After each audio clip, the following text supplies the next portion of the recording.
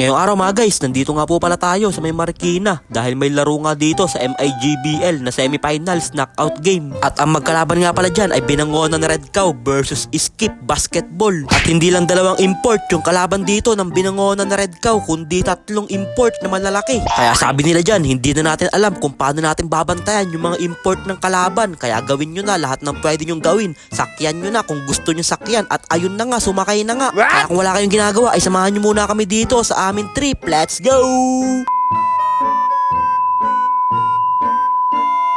So, ayun po pag alis nga namin dito, inabot pa kami ng traffic. Kaya kumain muna ako ng almusal kahit maggagabi na. Para bago tayo manood mamaya ay busog-lusog na tayo. At maya-maya lang ay nandito na nga din kami sa Maywan Cainta, Santa Lucia. Kaya pag U-turn namin ay nandito na nga din kami sa Marikina Sports Center. Kaya pumasok na nga din kami sa loob dahil malapit na nga magsimula itong napakagandang laban na to. Kaya nag-stretching muna sila dito dahil alam nila na mapapalaban na sila mamaya. Tatlong import ba naman yung kalaban nila. Kaya nagturo na nga din dyan si Sir Coach J Motovlog lang po. At syempre nagpray na din sila bago maglaro para bigyan sila ng lakas ng ating Panginoon at sana walang ma-injury sa kanila. Kaya pagdating namin dito sa may loob ng court ay nag-round na nga din sila. At syempre shout out sa pinakamalupit natin na hinete, si Boss Joko. Kaya wag mo na patagalin niya rep, ihagis mo na yung bula. At pagkahagis ng bula, nakuha kagad dito ng Binangonan yung bula. Tinira na ni Kurt Au-Au sa gilid, easy 2 points yun. Nasa Binangonan Red Cow ulit dito ang bola, nakuha ni McDaddy. Naghahanap ng mapapasahan, binigay kay Captain Didik sa gilid. Pinakawalan na yung 3 joints, ilista mo na yun, papang.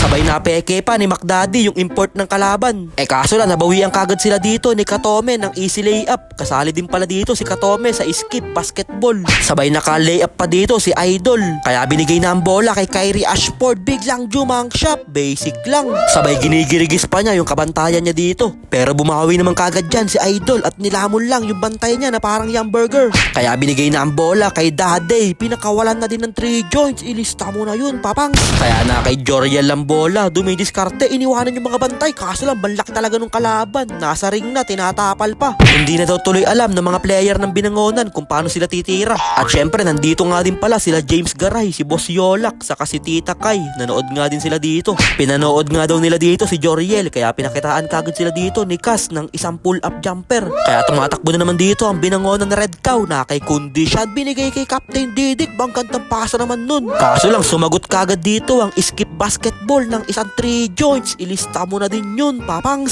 Kaya time out muna si Ninin Vlogs. Mamaya na ulit ako magbo-voice over. Napapangal na yung pangako, kakasalita.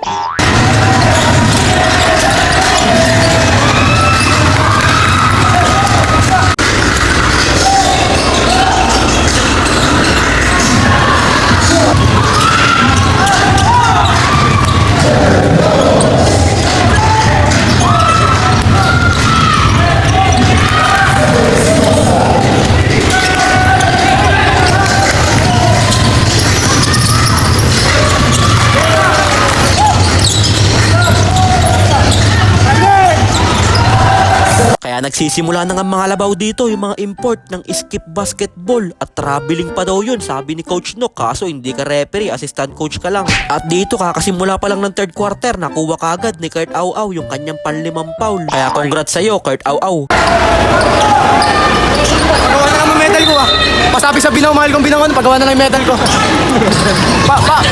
Pasabay na rin yung diploma.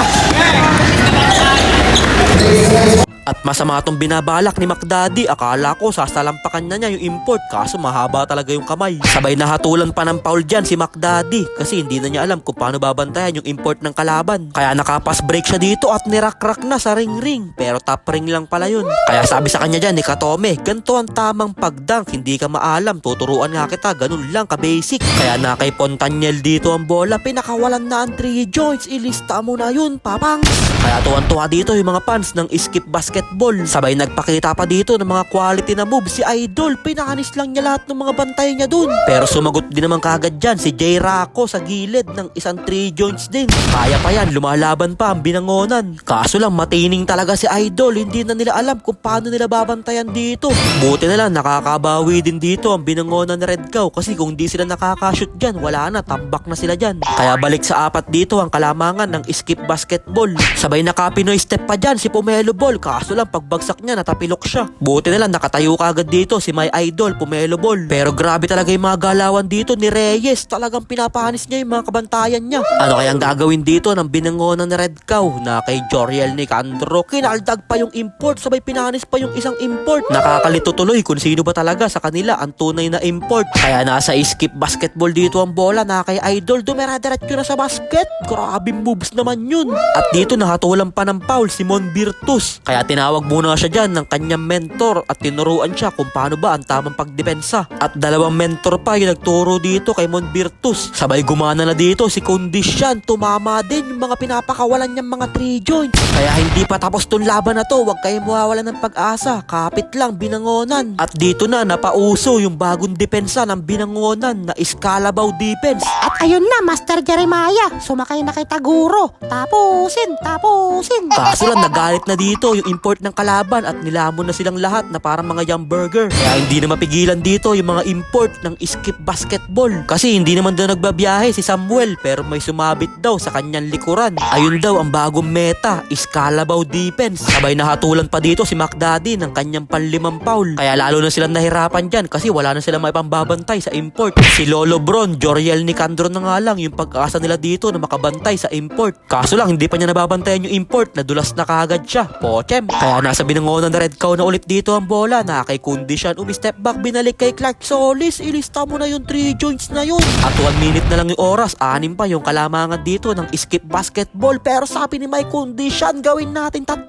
Medyo late na nga din gumana yung mga 3 joints ni Kondisyan. Kung kanina pa gumana yun, wala, uwian kayo sa amin lahat. Kokonti na lang kasi yung oras, saka pumasok yung mga 3 joints ni Kondisyan. Pero kaya pa yan, 2 na lang yung kalamangan. Kaso lang biglang humatol ng foul yung ating referee, late call. Napaka-crucial nun, let go na sana yun. Pumito pa yung referee ng foul, aray mo rep. Matatanda na nga yung mga referee dito pero parang mga OJT pa din. Kasi madami nga din nagrereklamo bukod dyan. Kanina hindi daw hinatulan yung import, sinakyan na, good pa din. Kaya pinapauwi na tuloy kami ng mga fans ng kalaban. Pero sabi dyan ni Joriel Nicandro, hindi pa tapos ang laban. Kaso lang 19 seconds na lang, 6 pa yung kalamangan dito ng skip basketball. Sabay nakagawa pa sila dyan na napakagandang play, open na open si idol dun sa ilalim. Pero hindi pa din sumusuko ang binangonan na Red Cow. Nakashoot pa si Captain Didik ng isang 3 joints. Kaya kailangan na nila pumaul dito. Kaya pangalawang pagbubuslo ni Pontanyel, sure ball na sure ball. Kaya 6 seconds na lang at 5 pa yung kalamangan dito ng skip basketball. Ano kaya ang gagawin dito ng binangonan? Kaya hinagis na nila sa 3 joints. Kaso lang nagmintis na sila.